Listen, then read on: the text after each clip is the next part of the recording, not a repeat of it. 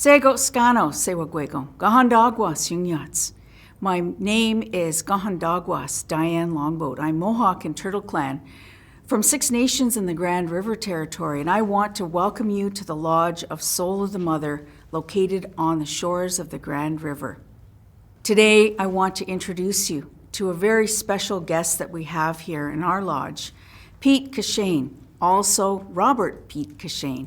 He's from Kisikos First Nation in Saskatchewan and was raised in the urban setting of Regina.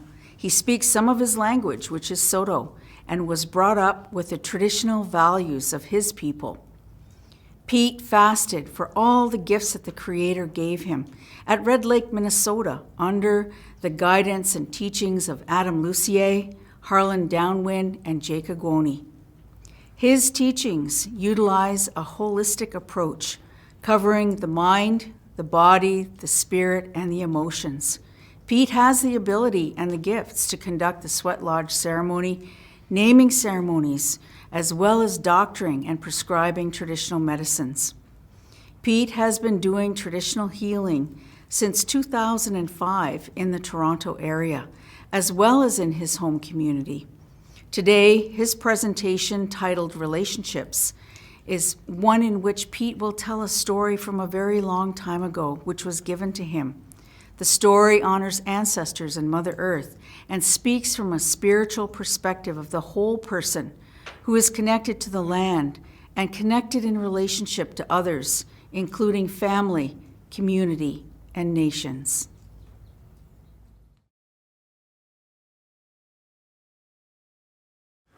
Before we begin, I'd just like to honor my ancestors, acknowledge the land itself, and acknowledge that spiritual realm, and I can acknowledge everything in creation for all that they have given us in this beautiful day, this beautiful place to come and share my story.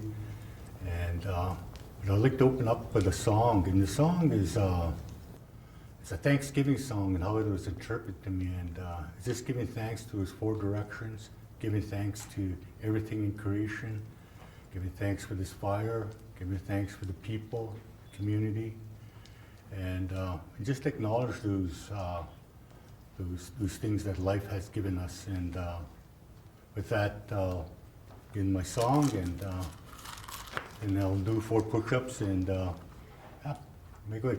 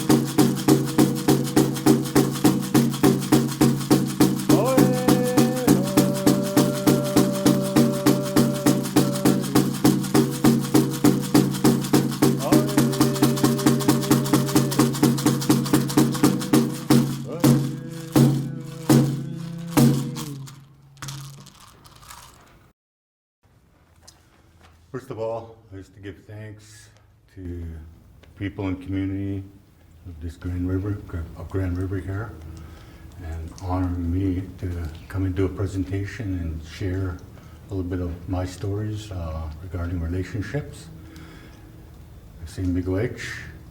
And the story was shared with me quite a number of years ago, and it really impacted me and created that understanding and that awareness. And the teachings that were shared in the story are pretty simplistic. And sometimes we forget these simple things in life. And relationship is a big part of who we are as a people, as a community, and as a family. So with that, I'm going to share the story. The story goes that, and how it was shared to me was, it's about a family. And it involved two families that lived off the land, what nature provided for them, but lived off the land. And in this story, it talks about a big body of water, And in this big body of water, they used to collect a lot of fish. There's abundance of fish in there. And a lot of people used to go and put their nets out and collect the fish because it was one of the staple foods for their community. And one family was, one family was not too connected to the spiritual, the cultural ways of doing things. The other family was as well as the same thing. They weren't too culturally and spiritual, and they just went about living, trying to live and trying to create a balanced life. And one family, was, remained close in contact with this family, and one family had I guess he was very hard on his children. He was very hard on his children, very demanding, and want the best for his children. But sometimes explaining it and sharing that was not the appropriate way sometimes, right? And so the son took offensive to that and sort of rebelled, and thought he was always being pushed to do things, and he wanted to do things his way. And the son, kind of took to this other individual that they were close friends, the father, and sort of idolized him because he was a great hunter, he was a great fisherman, and he wanted to be just like him. And the boy's son sort of resented that, right? And he tried his best to try to teach him the ways and values, but the son just had didn't want nothing of it. And he wanted to show his dad that he could be a good fisherman, good hunter. So he tried to learn more from this other man, and try to be useful to the community, as well as to show his dad that this is what I'm great at, this is what I'm good at, right? And anyways, they decide to go out fishing. And his son went into this boat where the guy was a good fisherman, good hunter. And the dad kind of took resentment to that. He didn't say nothing, just kind of looked at him, glared at him. He says, okay, you want to go in that boat? So be it. So he went in this boat. And he sort of went in different directions. And it was a nice day out. In this large body of water, years before, the old people used to talk about this water, this large body of water.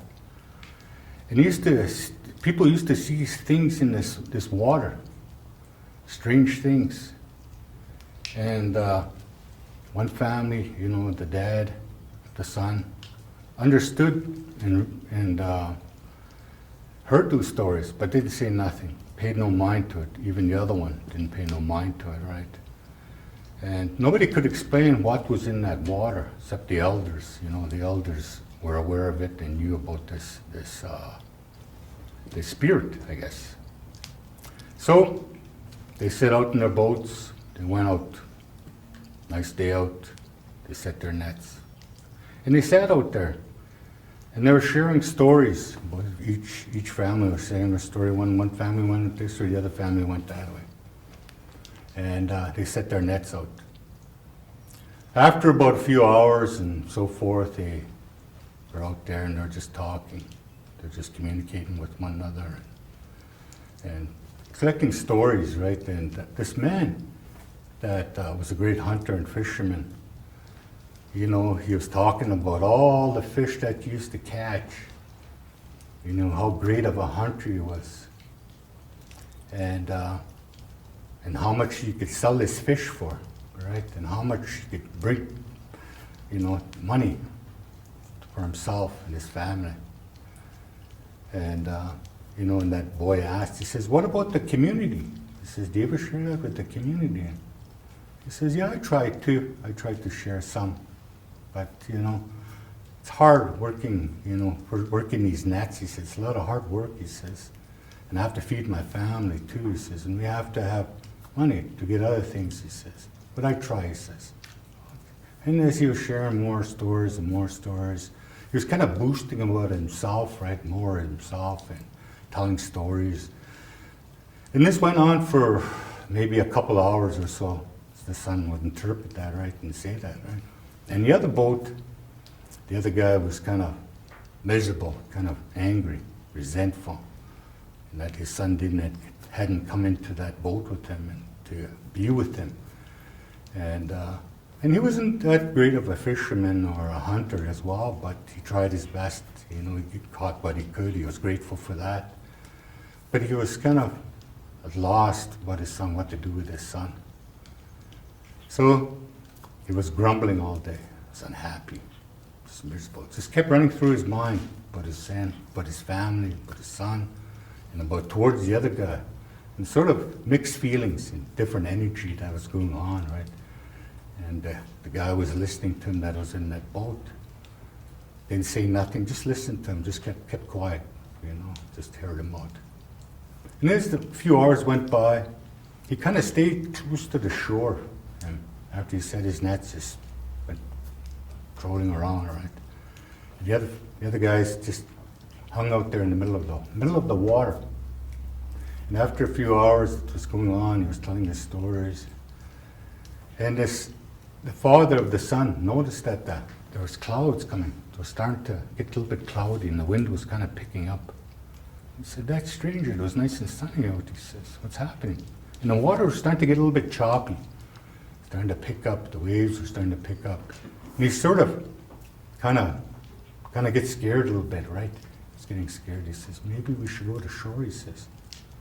You know, don't know what's going to happen here. He says, the water is getting a bit choppy. We're not in a very big boat here, he says. You know, so maybe I'll wave to the other ones and said, come in. So he started waving. And yelling. But they couldn't hear him. They sort of ignored him, right? Because this man was telling his stories and sharing what he was, you know, boasting about, right? So they kept on, and he says, it's getting a little strange. The clouds are starting to form, starting to get dark out. I think it's going to rain, and the wind is picking up. So started the boat up. Started to make his way to shore. And he thought as he was heading to shore, maybe we should go out there and tell him, you know, that there's a storm brewing here. But he thought to himself, well, the man should know better, he says. He's been on water. He knows these waters. He knows when to come in. The water's getting choppy, he says. So I'll leave that up to him to decide whether to come in or not. So he went in, got to shore. As he got to shore, something unusual started to happen.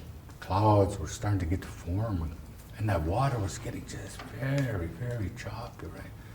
Very, very choppy. And that man says, well, he says, it's time to go in, he says. And they were quite a ways from shore. And he says, maybe we should bring in those nets, he says. So they tried to bring in those nets, but it was very hard to bring in those nets, very hard. And he says, oh, there's got to be a lot of fish in here, he says. Must be a lot of fish, you know, with that current and everything else, and the water's getting choppy, he says. Try to bring that in, but he couldn't. He couldn't bring those fish in, couldn't bring his net in. No matter what they tried, they pulled hard and hard, couldn't do it. And the water was starting, and the boat was starting to rock. And he started to get a little scared, right? He says, okay, we'll leave it. We'll leave the nets, and we'll see what happens, he says. So, try to fire up that engine to get to shore. Had a hard time with that, couldn't start it. And you say, what's going on? He says, and he lifted up, tried to fix it, couldn't fix it. So he says, I don't know what to do, he says. Starting to get scared. He says, but we'll be okay, he says, we'll be all right, he says.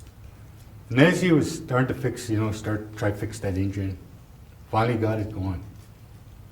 But then the boat was rocking back and forth like that, back and forth. Oh, he says. And this young boy, this man started to think, about his dad and his parents. Started to think, what something happens here. He was thinking, and try not to reflect on that, the negative things. It's just all about getting back to shore and making it safely. Didn't care about the fish. Just said it'll be okay. He says, I trust this man that I thought, is my father figure, is my mentor, is one I look up to, he'll get me to shore. So then, one that was fixing that boat finally got it started. They started to make their way to shore. And as he was going to shore, the waves was starting to get like that, very choppy. The boat was going up and down like that, up and down like that. As he was going, he was sitting up in front. He was going up and down like that. He lost that man lost his balance, that boy should say, lost his balance. He flipped into the water. That guy that was steering the boat and running the boat stopped. The boy you could see his head, he was splashing and scratching, just flapping around, trying to keep his head above water. And as he was doing that, he started to go lower and lower. Water, he couldn't see him no more. And he started yelling. And he didn't know what to do, whether to jump into the water and go look for him. But the waves were just very choppy. And he had a life jacket on. Didn't know what to do. And that father on the other end could see from a long ways that they were in distress. He started to get worried. And he wanted to get on that boat and go out there and see if he can see what was happening. But the guy says, no, it's too, can't go out there, it's not safe, he says. We gotta stay here. Hopefully they'll make their way back here. But as he was watching, he was concerned. And he was starting to think about his son. He started to think about that man. Maybe there was a mistake, he says. He started to feel sad and bad for feeling those ill feelings towards him, and even to his son. So as that man in that other boat was looking for him, trying to find where he was, he started to go down into that voice, and that man started to go down into the water. Started going to the water, and he was yelling, and he was searching, trying to find where he was going to end up, he was going to pop up from. After maybe about good 10 minutes, maybe even longer, as they say, I'm not sure, he started to surface, that boy. And as he was surfacing, he kind of floated. He was floating. I think he lost consciousness, couldn't breathe. So the man dragged him in. Started to perform, trying to get that his heart back and back into rhythm, and trying to take out that excess water to get him breathing again. And he wasn't experienced in that. And this boy started to go like that, cough out water. And he says, well, better get him to get him to shore so we can get him to the hospital. So started the boat and he started to slowly make his way back to shore. As he got to shore, the father of that boy, that man, started yelling at that man, saying negative things, saying bad things. And he was telling his son while he was in the boat, you shouldn't have went on this boat, you should have came with me. He was feeling bad, eh? And that man says, no time to share those things and to talk to him like that. Let's get him to the hospital. And that boy that was laying in that boat wasn't saying nothing. He just sort of like in shock. His eyes were big. He was in shock. Couldn't talk. So they loaded him up in the car. They took him to the hospital. When he was in the hospital, they kept him overnight. And he stayed, doctors, come and talk to the father. He says, from a Western perspective, he says, it looks healthy, it looks fine. But he's got a little bit of water in the lungs, fluid, he says, he's fine. He says, well, how come he can't talk? Could be shocked, he said. Give it a few days, they said. I said, okay. So that man, son, dad, took him home. She was taking him home. He was sitting there, and he was thinking. He's thinking, what should I do? How can I approach this? Why can't he talk? Why can't he share what happened? So that man took him home, took him inside, put him in bed. That man, boy, didn't say nothing, couldn't say nothing. But he was tentative, he was aware, he could hear. His ears are a little bit clogged, but he could hear what was going on, but just couldn't speak. So by the afternoon, that man became very concerned, very concerned. So he decided, he says, he's thinking to himself, and he talked to his wife. Never follow these traditional or spiritual ways, he says. My son is sick, he says. And he heard of an elder or medicine man in the community. And he thought, the doctor's saying he's fine. They still can't figure out why he can't talk. Maybe I should go see this medicine man. So he went and talked to that medicine man, and he says, can you come and explain to him what had happened and what occurred? And medicine man says, yeah, I'll come over, he says. But he says, I want you guys, he says, to build a sweat lodge, he says. Build a sweat lodge, he says. And he told them how to make the sweat lodge. Showed them a diagram, what saplings to use, blankets, he says. And he says, I have a tarp here. You can take that tarp with you, cover it up, he says.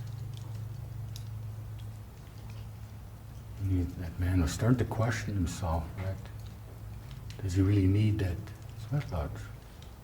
What kind of hocus pocus thing is that, you see? That's it, that elder could read him, hear what he was saying in his mind. He says to him, you gotta have faith. He says, Spirit, Creator, our ancestors have always looked after us, he says.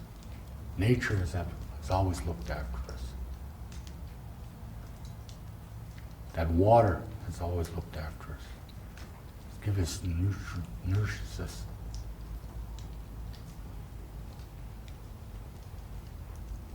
So you gotta have faith, he says. I'll see, I'll ask Spirit what went wrong, what happened, he says. So go prepare that lodge, he says. You got to do your part, he says. So that man, without hesitant, got a couple people in the community to help them build this lodge, put this lodge together. And towards evening, this lodge was already done. He started to, that man, that medicine man, that healer, came to his house. And that man was so grateful, so honored, and he had very, very little to offer. Very little to offer. But he bought his same up. Bought some gifts that he had, blankets, a little bit of junia, some food. And he was so grateful that he came. And that elder came out, jumped out of his car, started to look at that lodge. He says, good lodge, he says. Very good, he says. And he says, how many grandfathers do you have in there? He says, just like you instructed, he says. Okay, he says. So he grabbed this Emma, that fire, put his tobacco in that fire. As he was putting that tobacco in that fire, he had a vision. Seen a vision in that fire. And what was happening and what was going on. He kind of chuckled to himself. And that father, that boy, that man was watching him. And he says, see what I just did, he says. Why don't you grab that same up? He says, the father says, what do I do with this tobacco? You're going to pray, he says. He says, pray for what? He says, I'm going to give you a few minutes to just stand in front of that fire and think. What do you have to be grateful for?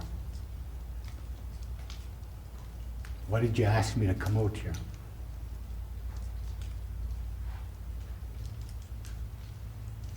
And he left him. And as he was praying, that man started to cry, shedding a tear. And he understood and realized his actions, his thoughts, and how he treated his son, how he treated others. Then he asked that other, the one that was in boat with his son, come forward. And gave him some tobacco. He says, I want you to pray too. This time he didn't say nothing to that man. And as he was holding that tobacco, he kind of took a step backwards because he seen something in the fire, that fire.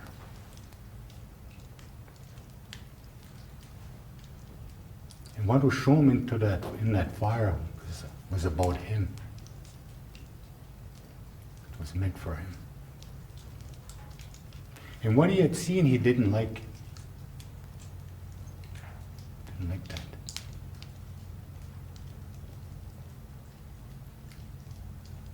And he started to cry himself. And after he was done, he put his sema on that tobacco and said, "Miigwech."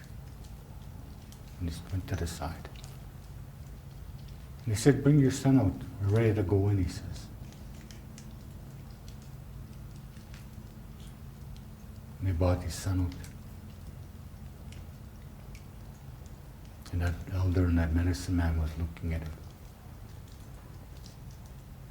And he says, that boy, that man, something touched him, he says. Something touched him. But it's not bad, he says. I'll take him into this lodge, he says. And I'll consult the Spirit, Creator, and each other, he says. So they went into the lodge, started singing his song, inviting those spirits in. And he asked them to be gentle, to show him the things that he needed to see. And he asked to show this man that just about drowned. What's his teaching in this? What is it that you're asking of him?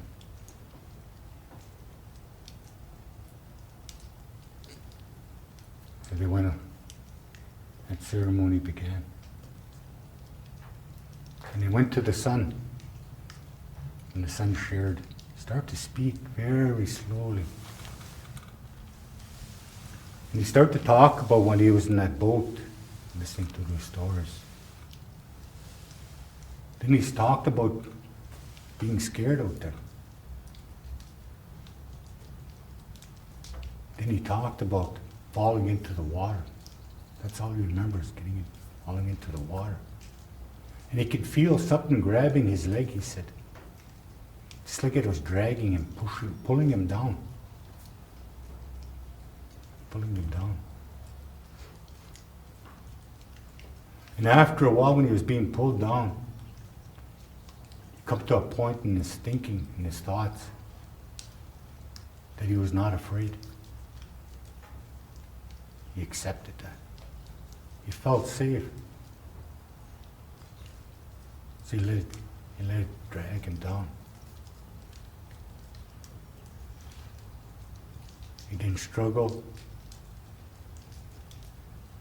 And while he was being pulled down into that water, he could hear voices. And that voices were in the language, but he could hear it. He could hear it. No, didn't know how long he was down there. And when he looked, he seen something big, huge, very huge, very fast. And after a while, that spirit or that whatever is in there let him go. So he came to the top.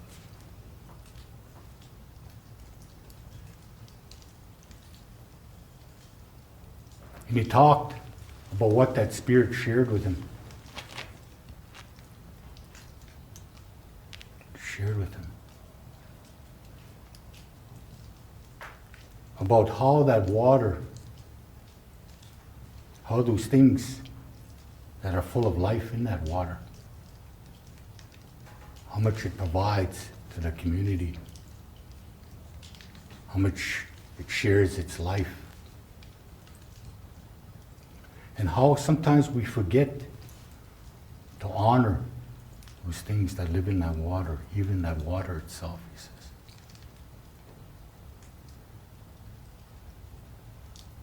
And he told him to do a ceremony and honor that.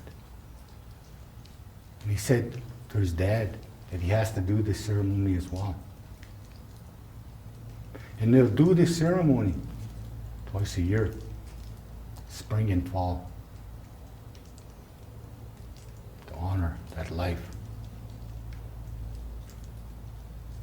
Because that spirit had said there's going to be a time of great change.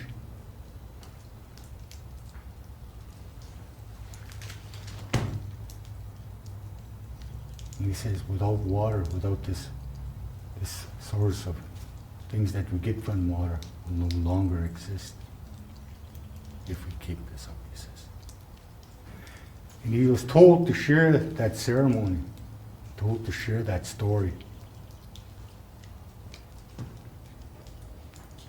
And he says, your life's going to change.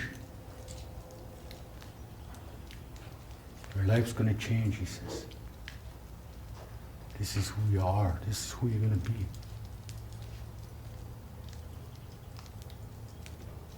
and that source of that water and those things that live in that water. We're going to create that change, he says. It's time to let go of that resentment.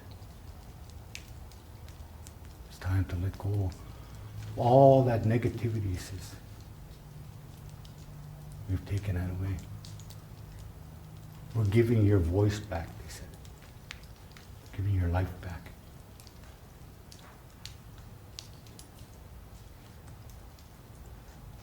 And that elder was listening. And finally, he was done. The father spoke. He was asking for pity, for feeling that way in his thoughts and towards his son.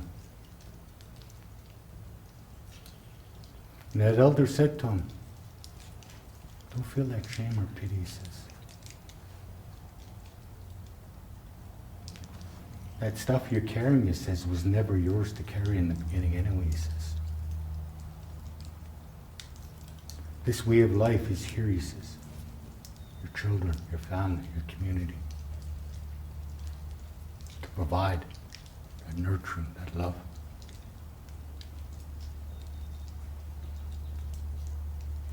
Be grateful for that, he says. That spirit has given your son his life back. Honor that. Teach him well. Teach him the values, he says. And I'll guide your son, he says, in whatever that spirit is asking of him. That's when Anne will start to cry. As for that man out there, he says,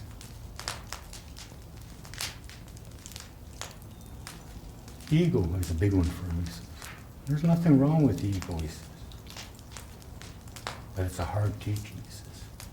He'll come to understand that. He'll come to change his ways, he says. We pray for him. We pray for the community. We pray for life.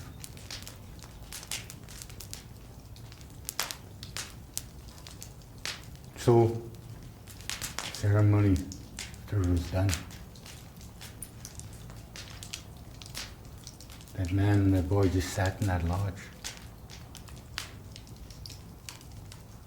For a minute, few minutes, hours maybe, I'm not sure. The elder left, got out of the lodge and sat there. And he understood what grabbed him. He seen that spirit of that, the one that grabbed him.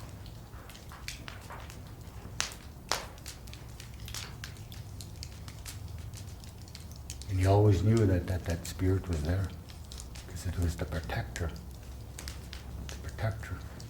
of that water and all the things that live in that water. And as the son exit, the boy and the father exit, and they embraced her, they started crying, they hugged each other. The father said, I'm sorry for treating you that way. From here on in, he says, it'll be different. And I gotta earn that trust. And the son cried, and he says, yeah, I'm sorry too, he said, for feeling this way. You're my dad. You're my dad for life. And I understand why you're so hard on me, he says. There's going to be good days and bad days, but we'll get through this together, he says. And he hugged him. Then he went, the one that he mentored and when he looked up to, gave him a hug. And all he said to him, you gotta change.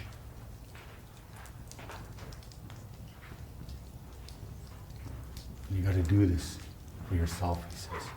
You gotta do this for me. If you really love me and value me, he says. And that man thought about it and he says, yeah, I will change, he says.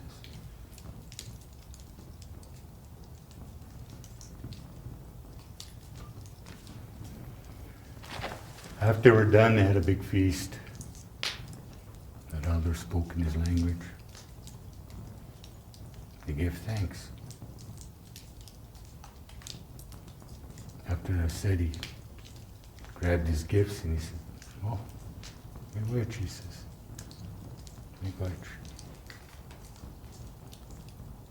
I know you have very little," he says. "And this is a good place," he says, "good start," he says. "You gave what your life's worth and what your son's life is worth," he says. "You gave from the heart." And Spirit acknowledged that. Your ancestors acknowledged that.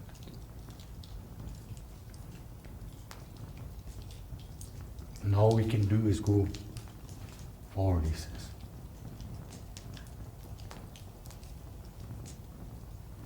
And listen to that teaching. What is it that you have to do? And have faith and trust.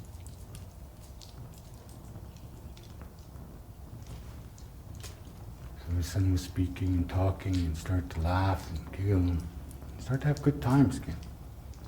Oh, and then the following days, night of bright, nice and bright, warm out. He thought it was a good time to go and do that and honor that water and honor the spirits that live in that water and the life that lives in that water. And he was a little apprehensive and scared. Scared. When he was told to go into the water up to his waist, he was scared. But he says, "I got to do this." And he got an offering. Put an offering together and he put something very shiny. And his tobacco was holding in his hand and he was shaking on it as he got to the water. And he went out. Water was very calm. He closed his eyes and just stood there for a while. Then he started to pray. He was giving thanks for many different things. And he understood that relationship you'll start to have, that connection. And what that old man was talking about.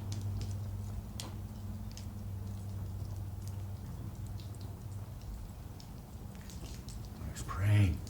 And as he was praying, he felt something coming very fast in the water. He opened his eyes. Nothing. Couldn't see the water. Then he closed his eyes again. It started to come. And this time it started to swim around him. That. Then went back out.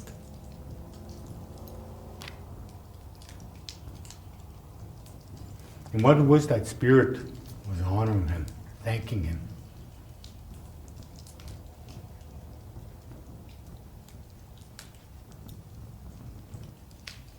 He was thankful to be able to make that offering. He was done. He's very proud of himself. Very humble. Then it was the son's turn. Done the same thing. The son wasn't afraid. Done his ceremony, went out. And while he was in the water, he reflected on what happened out there and what that spirit had shared. And he said that any time we come into the water or go onto the water, let's put our tobacco down, our sema. Have that relationship, have that conversation. Tell them what you need in life. What is it you're asking? Be grateful for what they give you. Never hoard or take too much. So you can leave that for the next ones that come here.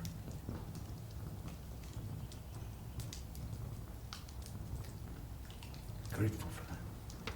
anything that we do, he says, put your tobacco down. Never take that for granted, he says. Because in turn, spirit, ancestors will look after you if you do it in that manner, he says.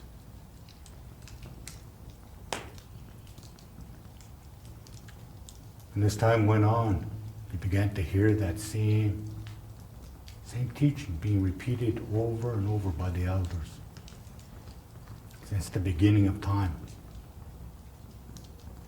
To always look after our first family because they're our teachers. Sometimes our teachers can be very harsh, very strict. Teachings come in many different forms, he says. It's that life circle, he said. And we need to be mindful of that, he says. And over time, he says, nature is in charge. We're not in charge. We're in charge. Nature.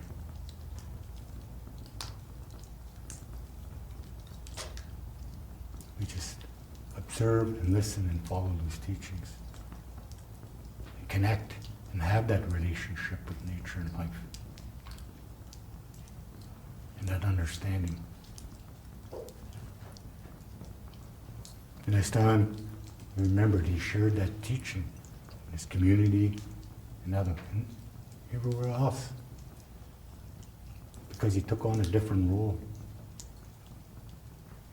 He became one of those knowledge keepers, those medicine men.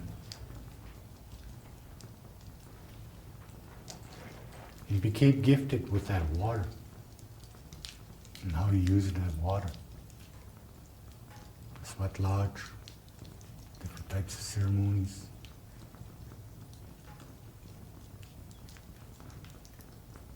And even have visions by just going to the water and looking into the water.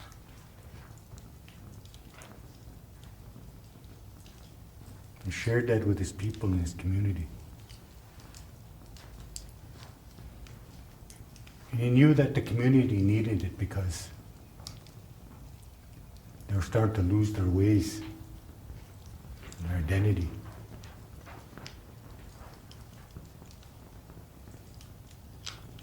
And each time he would share those stories, he would talk about that large body of water as an example.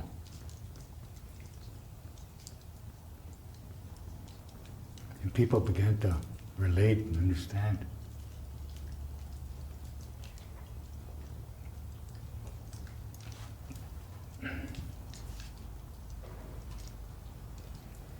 And began to share his gifts. But today,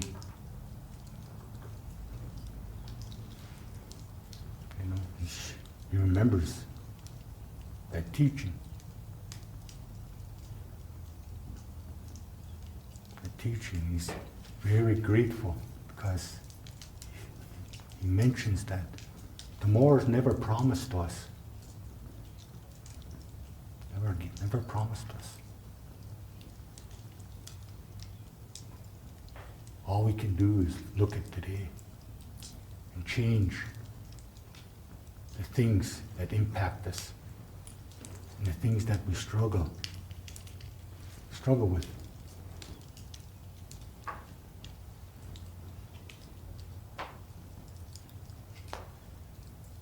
And he thinks about that time when he sometimes goes off track.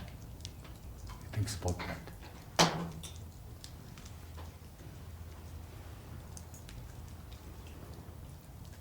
And at the time, couldn't quite understand that why that man shared that story with me orally. Nothing was ever written down. I don't know how old that story is. But it impacted me regarding relationship.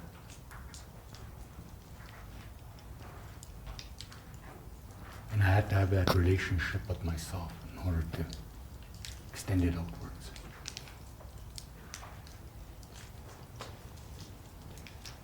And there was so much more in there over time.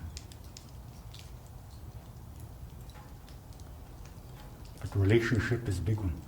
And I think we forget that sometimes. It's an easy one.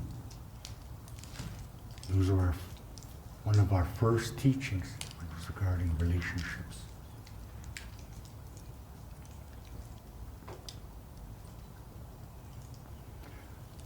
So with that, I say miigwech. Thank you. Honored to be able to share that story, and hope the community, people that tune in, hope you get something out of it. Maybe a little bit different from mine. But these aren't my stories to hoard, but to try to create a healthy community and to help each other. So with that, miigwech. Well, I'm going to take some questions here. First question is, how has COVID pandemic impacted your relationship with your family, friends, and community? I guess with relationship, it covers a lot there, right? Friends, community, family. I think as a father, grandfather, great-grandfather, I think I think that relationship always existed. It just kind of created more awareness and more understanding, and I think sometimes that closeness and that bond that is needed to create that healthy awareness and a healthy understanding in times of hardship, in times of expressing our voice, our concerns. And with my family, it got us much closer, because sometimes I get very busy doing the work and I forget about my family, and and I give them that opportunity to just laugh and just be myself and be a parent as well, and father figure, and that brought us much closer. With community, it was a little bit hard for community, and especially doing the work and trying to hear them, their concerns, and provide some sort of insight and some understanding that no matter what's going on, always remind them those teachings when we were first lowered here as a people, and that story and that end of that life's journey, that it's going to be okay regardless of what happens. Creator is always going to watch over us, and to connect with spirit and our ancestors. Go out and put your tobacco out. Go talk to family. Go talk to community. Go talk to spirit that says, whatever is it that you're carrying, it's only temporary, I says to them. Share that with spirit, and you'll be fine. You'll be okay. This is a teaching for each and every individual, for myself, for each individual, what we get out of this, and what's happening and what's occurring. And I remind them of the prophecies that was foretold long before I was here. And try to help and listen. I guess listening is a big part for our community, and understanding and having that compassion, empathy. And once they share that, they begin to understand,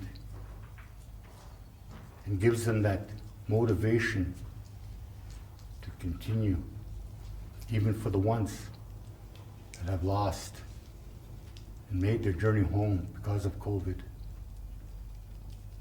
And I lost an uncle to COVID, and I couldn't be there and partake in that. And it was a hard one, but I understood. I understood the teachings around loss and grief. And I shared that in my own way, and shared that with others, that we're all impacted and we're all in this together, and try to make the best of it. And with my family, they understand that as well. And some of my friends, and they understand those teachings. But nevertheless, that we got to remind ourselves we are human beings. We are spiritual beings having a human experience. And to embrace that, whatever life and spirit and Creator is showing us and teaching us. And we will persevere and continue to embrace each and every day in life as it unfolds. And that's my teaching to my friends and things that I've shared. Number 2 question is, as busy as caregivers, how can we build strong relationships and to see the best in our children? Well, I think we're all caregivers here in some form, in some shape. And I think that whatever platform that we sit on or stand on, it's our responsibility to provide that and share those gifts in whatever capacity it is. And I, as a traditional healer and father and human being, an individual, come from different views on that, because I wear many hats. But I think compassion in the future for my grandchildren, great-grandchildren, is going to be strong. And I keep in mind about some of the things that I experienced. I'm a product. My dad went to residential school. And I keep in mind of those children and the things that they went through. And I see that in my children. My baby, who's 24, I still call her my baby. She'll always be my baby. And I remember her going to school one day. And in Toronto, it's quite diverse society, like many nations of people in the system. And one day, it was show and tell. And she wanted to take this smudge bowl and sage to school and show them how to smudge. I was a little concerned. What if they don't accept that? What if they don't understand? But nevertheless, I gave her permission, not permission, but I honored that. Honored that in a good way, and I says, yeah, go ahead. I says, do you know how to use this much? Maybe watch me. She says, Dad, I got this. Okay, I says. So I went to work, came back. I says to my daughter, let's have a smudge, I says. Okay, she says. She grabbed some smudge, she lit it. And she was lighting, she passed to me, and I just went like that. She says, Dad, that's not how you smudge. I said, what do you mean? And I might go in reverse in it, but she says, no. First you smudge your eyes to see good things. First you smudge your ears to hear good things. Then you smudge your mouth to speak good things. You smudge your heart to feel good things. That's how you smudge, she says. It made me cry. I didn't want to cry in front of her, but I shed a tear. And I says, that cycle has ended. I know she's going to be good. She's going to be okay. Just a simple smudge and that awareness and that. And being a good, I guess, mentor, father figure, showing and teaching these things, these ways that Creator and our ancestors bestowed upon us and gave us.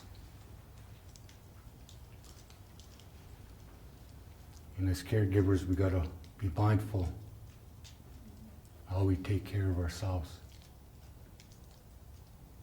and how we heal ourselves.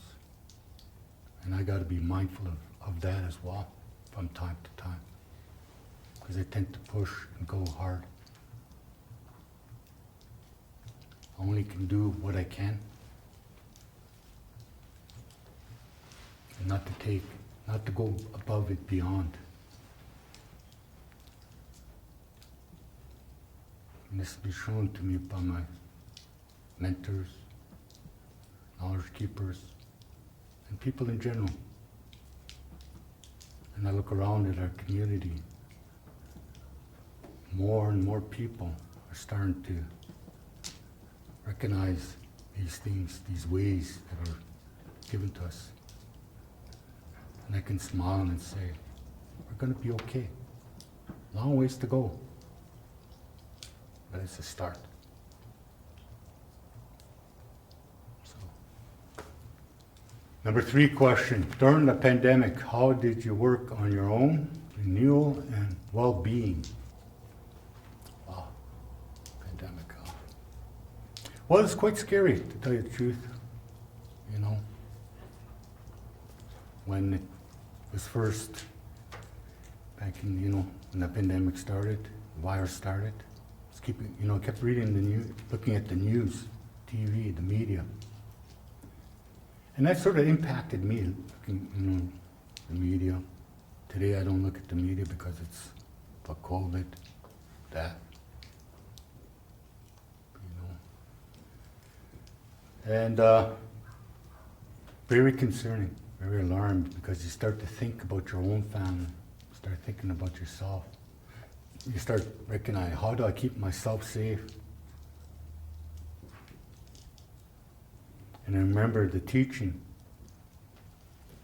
when I first started this, was that teaching was that, to share that, was that, do you do this work for money, or you do it for the love of the people and community? And he flipped the coin, the spirit, this man. And that coin was spinning. And I says, I do it for the community and the family. That coin went down. And Spirit says, we'll always look after you. We'll always care for you and watch over you, and not to be afraid. Continue to help the people. Continue to help yourself and your family foremost, he says. And I think about that today. In the work where all these healers, elders, knowledge keepers, and how much they give to their community for their well-being. And that's a sacrifice. That's something that's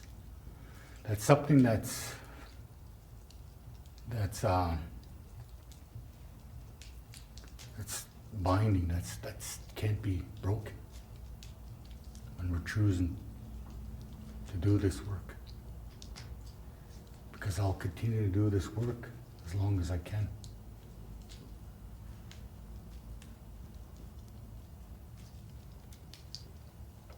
And I'm so lucky to have that opportunity to work in the pandemic, when the first pandemic, when it hit us. I was at the front lines. All the precautions were put in place. And the people were so grateful. And it was a kind of a new way of how we deliver our service sometimes. And sometimes it was that interaction over the phone, calling them up. But nevertheless, Spirit made that connection. And people were so grateful that we took that time out to call them. Called all our clients that come to Anishinaabe Health. Followed up on how they were doing, what medicines they needed. Sage, smudge. They felt isolated, but when we called them, let them know that we're here for them. All they have to do is reach out. And we have a big community. Didn't realize it was so big. So that was one way of doing it. You know, in this time of renewal, we still take that time out to honor this nice spring day. And it doesn't have to be a big group to have that ceremony. And we remind the people that you can have your own ceremony. Doesn't necessarily have to be a big group. It's going to be nice to have it. You can't.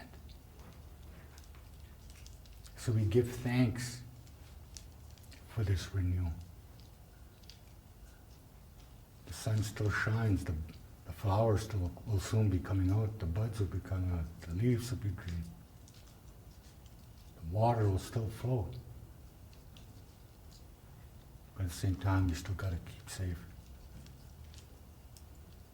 You got to trust Spirit and ask for that help. I think of those spring ceremonies, and I still honor that life and those thunder beings. When you hear them in the springtime, those first thunders and that rain. And think of that teaching and thank them for giving life and sharing their life, giving that life source, and as well as to me and to my daughter, because my daughter, her name is Uzawa Tagazat, which means that thunder. And she prays to those thunder beings. One day, come home from work, it was thundering and lightning out. Here she was dancing outside. Just embracing it. When you get struck by lightning, get inside. No, Dad, I'm okay, she says. So remind, good example. That source, that life source, that water. How much it brings, how much it cleanses us, how much it awakens us, how much it heals us, and how much my daughter heals me and gives me that motivation, that will to keep moving forward. So with that, I say miigwech. Thank you for the questions, and hopefully they're appropriate the way I answered them. But I'm using my family as an example, and that's that relationship I have with my family, my community, and everything in life. And even with this, the way again, Shikon. That heartbeat of Mother Earth. And that light that comes through, illuminates through that shikwan. Because they work together. And they all interconnect and they all intertwined. Nothing is separate. So, miigwech.